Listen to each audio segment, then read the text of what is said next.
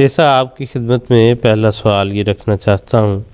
کہ کیا مرنے کے بعد انسان کی سعید یا خوش بختی کی حالت جو ہے یا شقی ہونے کی بری حالت جو ہے اس میں کوئی تبدیلی ہو سکتی ہے، اس میں بہتری آ سکتی ہے؟ بسم اللہ الرحمن الرحیم۔ گزشتہ پروگرام میں ہم نے جنت اور جہنم کے موضوع پہ اس بات کرتے ہوئے یہ باتیں بھی بیان اس میں ہوئی تھیں کہ جہنم جو ہے وہ دراصل دارالعلاج ہے، اور اس جو آپ کا سوال ہے اس کے یعنی سعید اور شقی یعنی نیک اور برے لوگوں کی کوئی ان میں تبدیلی ہوگی، تو جیسا کہ اس میں حضرت مسیح موعود علیہ الصلوۃ والسلام کے ایک اقتباس میں حضور نے فرمایا تھا، اس کو پڑھا گیا تھا کہ انبیاء اس لیے آتے ہیں تاکہ وہ لوگوں کی اصلاح کر سکیں، اور جو اصلاح انبیاء نہیں کر سکتے ان لوگوں کی اصلاح کے لیے پھر دوزخ ہے۔ تو گویا جو شقی ارواح ہیں یا شقی وجود ہیں ان کی بہتری کے لیے جہنم ہے، اور اس میں وضاحت سے بات ہوئی تھی کہ دارالعلاج ہے، جس طرح ایک بیمار ہاسپٹل میں جاتا ہے اور وہاں اس کا علاج ہوتا ہے اور پھر وہ اپنے گھر آ جاتا ہے، اسی طرح جہنم جو ہے وہ دراصل جو شقی لوگ ہیں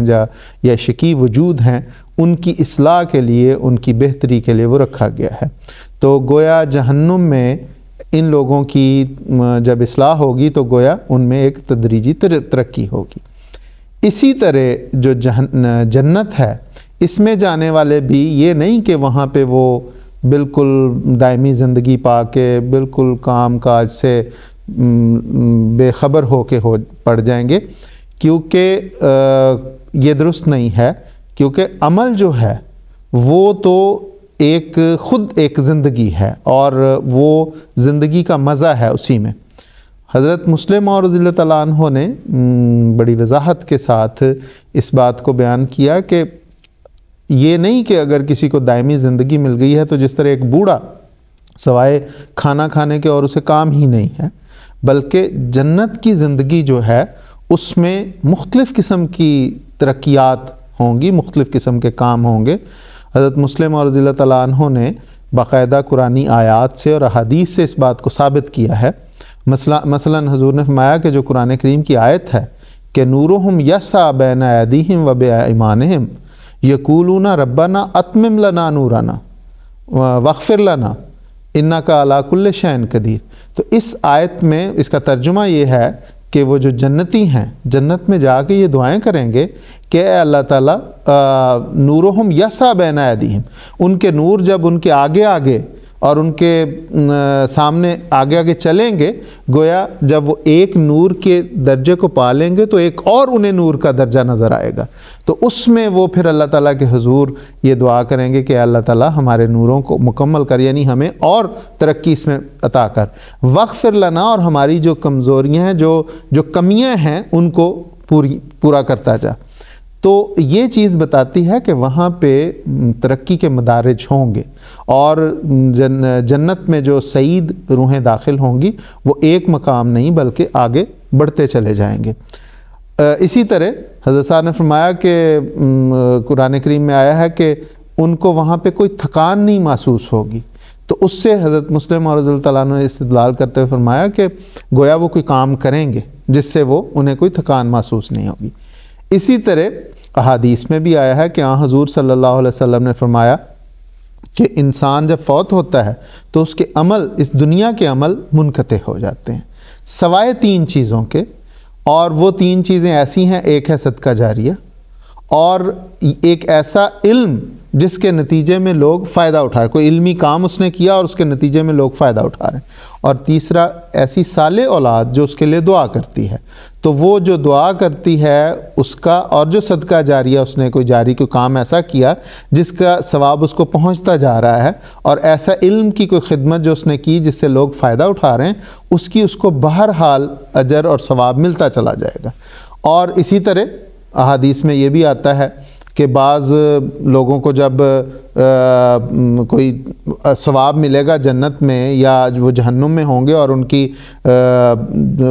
جو سزائیں کم ہوں گی، تو وہ سوال کریں گے کہ اے اللہ یہ کیا، کس طرح، میں نے تو کوئی نیک کام نہیں کیا تھا. تو اللہ تعالیٰ فرماتا ہے کہ انہیں بتایا جائے گا کہ تم نے فلاں ایک کام کیا تھا، یا فلاں ایک کام کیا تھا جس سے لوگ فائدہ اٹھا رہے ہیں، یا تمہارا ایک فلاں بچہ تھا جو اچھا نیک بچہ تھا جو تمہارے لیے دعا کر رہا ہے، اس کے نتیجے میں تمہیں یہ ثواب مل رہا ہے. تو یہ چیزیں جو بتاتی ہیں کہ وہ جنت اور جہنم میں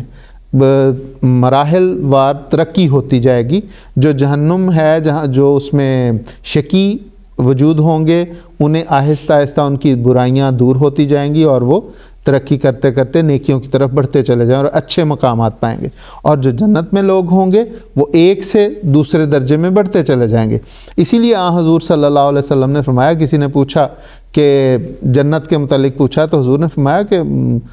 مجاہدین کے لیے تو جنت میں 100 درجے مقرر ہیں، اور ہر درجے میں ایک زمین و آسمان کے برابر جتنا فاصلہ، اتنے فاصلے ہیں. اور حضور نے فرمایا کہ جب تم اللہ تعالیٰ سے جنت مانگو تو فردوس مانگو، کیونکہ وہ جنت کا سب سے اعلیٰ مقام ہے. تو اس میں دراصل اس میں ترقیات جاری رہیں گی. حضرت مسلم اور رضی اللہ تعالیٰ عنہ، جیسا میں نے شروع میں عرض کی کہ حضور نے اس ساری بحث کو بڑی تفصیل کے ساتھ ایک حدیث سے بھی حضور نے استدلال کیا کہ جنت میں لوگوں کو الہام بتائے جائیں گے اور تسبیح اور تحمید کے طریق سمجھائے جائیں گے. حضور نے اس سے استدلال کرتے ہوئے فرمایا ہے کہ دراصل ان کو یہ نہیں کہ تسبیح اور تحمید تو اس دنیا میں بھی کرتے تھے، تو ان کو دراصل اس میں اللہ تعالیٰ کی صفات، جن صفات کو اللہ تعالیٰ چاہے گا کہ لوگ اس کے مظہر بنیں، وہ انہیں بتائی جائیں گی الہاماً، اور اس کو حاصل کرنے کی وہ کوشش کریں گے، اس کے لیے وہ سعی کریں گے، کوشش کریں گے، اور